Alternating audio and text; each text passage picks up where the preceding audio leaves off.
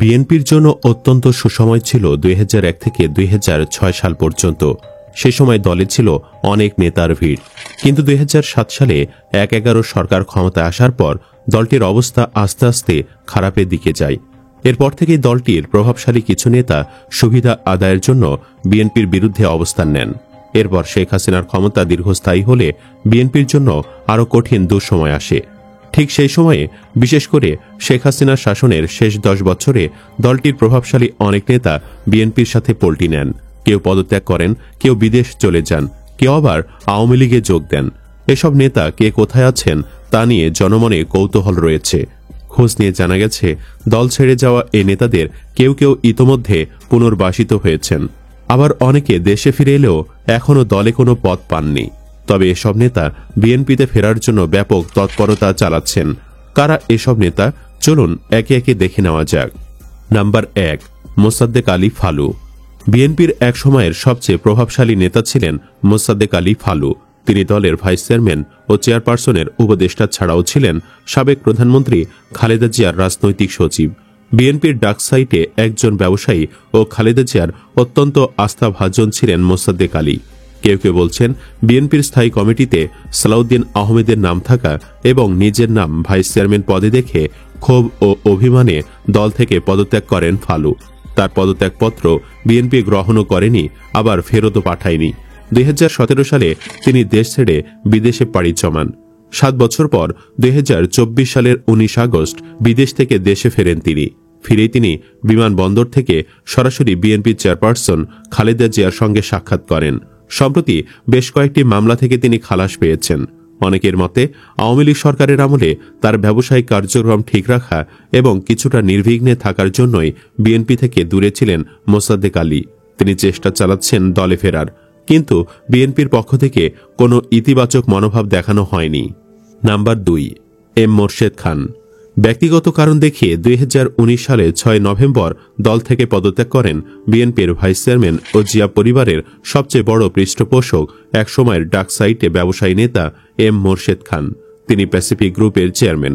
1992 থেকে 1996 সাল পর্যন্ত মন্ত্রী পদমর্যাদায় প্রধানমন্ত্রীর বিশেষ দূত এবং 2002 থেকে 2006 সাল পর্যন্ত তিনি পররাষ্ট্রমন্ত্রী ছিলেন। জানা যায়, 2018 সালের নির্বাচনে তাকে মনোনয়ন বঞ্চিত করা হয়। পরবর্তী সময়ে দল পুনর্গঠন প্রক্রিয়ায় চট্টগ্রাম কমিটিতে তার অনুসারীদের পদ না দেওয়ায় অভিমানে রাজনীতি থেকে তিনি অবসর নেন। বর্তমানে মোর্শেদ খান ও তার পরিবার সিঙ্গাপুরে বসবাস করছেন। সেখানে তার ব্যবসা বাণিজ্য রয়েছে। নেতাকর্মীরা বলছেন, ব্যক্তিগত কারণ দেখালেও মোর্শেদ খান মূলত তার ব্যবসা টিকে রাখার জন্য শেখ হাসিনা সরকারের রোষানল থেকে বাঁচতে বিএনপি থেকে পদত্যাগ করেন। জানা গেছে, এই নেতাও বিএনপির সিম্প্যাথি আদায়ের জন্য বিভিন্ন নেতাদের হাতে পায়ে ধরছেন। নাম্বার 3, সৈয়দ মোহাম্মদ ইব্রাহিম। কল্যাণ পার্টির chairman major general Syed Mohammad Ibrahim 2008 সালে কল্যাণ পার্টি গঠনের পর থেকেই বিএনপির নেতৃত্বাধীন 20 দলীয় জোটের সঙ্গে যুক্ত ছিলেন। 2018 সালের নির্বাচনে জোটের মিত্র হিসেবে তাকে চট্টগ্রাম 5 আসনটি ছেড়ে দিয়েছিল বিএনপি। বিতর্কিত সেই নির্বাচনে তিনি হেরে যান। বিএনপির সঙ্গে দীর্ঘ 16 বছরের সম্পর্ক ছিন্ন করে 2023 সালের 22 নভেম্বর 4 দলীয় যুক্ত ফ্রন্ট নামে এক জোট গঠন করেন। পরে সর্বশেষ সংসদ নির্বাচনে অংশ নেন মোহাম্মদ ইব্রাহিম। কক্সবাজার 1 আসনে হাতঘড়ি মার্কায় জয়লাভের নেপথ্যে দেশের গোয়েন্দা সংস্থাগুলোর ব্যাপক ভূমিকা ছিল বলে রাজনীতিতে আলোচনা আছে। ভোটে অংশ নেওয়ায় সে সময় থেকেই বিএনপি ও 12 দলীয় জোট নেতাদের সমালোচনার মুখে পড়েন এই রাজনীতিবিদ। আওয়ামী লীগের পতনের পর তিনি সংসদ সদস্য পদ হারান। এরপর থেকেই রাজনীতির আড়ালে চলে গিয়ে নীরবে দিন কাটান ইব্রাহিম। বর্তমানে তিনি বাড়িতে থাকছেন। রাজনৈতিক পুরনো বন্ধুদের সঙ্গে আড্ডা দিয়ে, নামাজ পড়ে ও কোরআন তিলাওয়াত করে দিন পার করেন। সম্প্রতি তাকে পাকিস্তানের উপপ্রধানমন্ত্রীর আমন্ত্রণে দূতাবাসের একটি অনুষ্ঠানে দেখা যায়। সুযোগ পেলেই বিএনপি তেলবাজি করেন। ভোল পাল্টে এখন সর্বাত্মক চেষ্টা চালাচ্ছেন বিএনপিতে ফেরার। নাম্বার 4, আলী আসগর লবি। দীর্ঘ 17 বছর পর রাজনীতিতে সক্রিয় হয়েছেন বিএনপির এক সময়ের প্রভাবশালী নেতা সাবেক এমপি আলী আসগর লবি। চাপে পড়ে তিনি 2019 সালে অসুস্থতার মিথ্যা কারণ দেখিয়ে বিএনপি থেকে পদত্যাগ করেছিলেন। কয়েক বছর ছিলেন বিদেশে, কিন্তু শেখ হাসিনার পতনের পর দেশে ফেরেন। খুলনা 5 আসনে তিনি বিএনপির মনোনয়নও পেয়েছেন। তবে তার মনোনয়ন পাওয়ায় তৃণমূলের নেতা কর্মীদের মাঝে ক্ষুব্ধ প্রতিক্রিয়া দেখা গেছে। বিশেষ করে বিগত 15.5 বছর ফ্যাসিবাদের নির্যাতন ও জুলুম সহ্য করে যারা বিএনপির পতাকা তলে ঐক্যবদ্ধ ছিলেন তারা এখন ক্ষুব্ধ। এ নিয়ে সামাজিক যোগাযোগ মাধ্যমে চলছে সমালোচনার ঝড়। রাজনীতিতে ফেরা ও পদত্যাগের বিষয়ে আলী আজগর লবির কাছে জানতে চাইলে তিনি শারীরিক অসুস্থতার কথা জানিয়ে মন্তব্য করতে অস্বীকৃতি জানান। নাম্বার 5, মিজানুর রহমান সিনহা। পদত্যাগ করার 4 বছর পর আবারও বিএনপির রাজনীতিতে সক্রিয় হয়েছেন দলটির সাবেক কোষাধ্যক্ষ ও সাবেক স্বাস্থ্য প্রতিমন্ত্রী মিজানুর রহমান সিনহা। চলতি বছরের 2 ফেব্রুয়ারি তাকে আহ্বায়ক করে মুন্সিগঞ্জ জেলা বিএনপির কমিটি গঠিত হয়। তিনি মুন্সিগঞ্জ 2 আসনে মনোনয়ন পেয়েছেন। তার ফিরে আসার ঘটনায় কেন্দ্রীয় বিএনপির পাশাপাশি তৃণমূলের অনেক ত্যাগী নেতাকর্মী ক্ষুব্ধ হয়েছেন। জানা গেছে ওই আসনে বিএনপি 2 ভাগে ভাগ হয়ে গেছে, তাই জামাতের জিতে যাবার সম্ভাবনায় বেশি। জানা গেছে আওয়ামী লীগের চাপে পড়ে 2020 সালের 22 জানুয়ারিতে বয়স ও শারীরিক অসুস্থতার কারণ দেখিয়ে বিএনপির সব পদ থেকে পদত্যাগ করেন একমি গ্রুপের চেয়ারম্যান মিজানুর রহমান সিনহা। 1996 ও 2001 সালে মুন্সিগঞ্জ 2 আসনে ধানের শীষ প্রতীক নিয়ে তিনি সংসদ সদস্য নির্বাচিত হয়ে সরকারের স্বাস্থ্য ও পরিবার কল্যাণ মন্ত্রণালয়ের প্রতিমন্ত্রীর দায়িত্ব পালন করেছিলেন। নাম্বার 6, মেয়র মোহাম্মদ মঞ্জুর আলম। আওয়ামী লীগের রাজনীতি দিয়ে পথ চলা শুরু করেন চট্টগ্রাম সিটি কর্পোরেশনের সাবেক মেয়র মোহাম্মদ মঞ্জুর আলম। 2010 সালে চট্টগ্রাম সিটি নির্বাচনের আগে বিএনপিতে যোগদান করেন এবং মেয়র নির্বাচিত হন। তখন তাকে বিএনপির চেয়ারপারসনের উপদেষ্টা পদ দেওয়া হয়। এরপর 2015 সালে মেয়র নির্বাচনে বিএনপির প্রার্থী হিসাবে প্রতিদ্বন্দ্বিতা করেন। ওই নির্বাচনে অনিয়ম কারচুপির অভিযোগে নির্বাচন বর্জন করেন তিনি। একই সঙ্গে রাজনীতি থেকে অবসরের ঘোষণা দেন। কিন্তু 1 বছর যেতে না যেতেই 2016 সালে মঞ্জুর আলম আবারও আওয়ামী লীগের রাজনীতিতে যোগ দেন। 2024 সালে 5 জানুয়ারি মঞ্জুর আলম স্ট্যান্ডার্ড ব্যাংকের ভাইস চেয়ারম্যান নির্বাচিত হন। পরিবর্তিত রাজনৈতিক পরিস্থিতিতে তিনি পারিবারিক ব্যবসা বাণিজ্য নিয়ে ব্যস্ত রয়েছেন। চট্টগ্রাম বিএনপির নেতা কর্মীরা বলছেন মঞ্জুর আলমের রাজনীতি থেকে অবসরের ঘোষণা ছিল নাটক। তার উদ্দেশ্য ছিল আবার মেয়র হওয়া।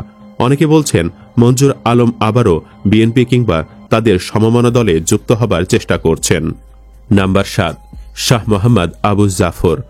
বিএনপি থেকে বেরিয়ে কিংস পার্টি বলে পরিচিত বাংলাদেশের জাতীয়তাবাদী আন্দোলন বিএনএম নামে নতুন দল গঠন করে সংসদ নির্বাচনে অংশ নেন সাবেক 2 এমপি শাহ মোহাম্মদ আবু জাফর ও আব্দুর রহমান।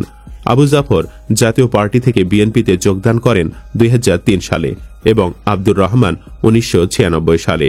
2023 সালের 20 নভেম্বর বিএনপি ছেড়ে দুজনই বিএনএমে যোগ দেন। তবে সংসদ নির্বাচনে প্রত্যেকে জামানত হারিয়েছেন। বয়স ও শারীরিক অসুস্থতার কারণে প্রয়োজন ছাড়া বাহিরে বের হচ্ছেন না আবু জাফর।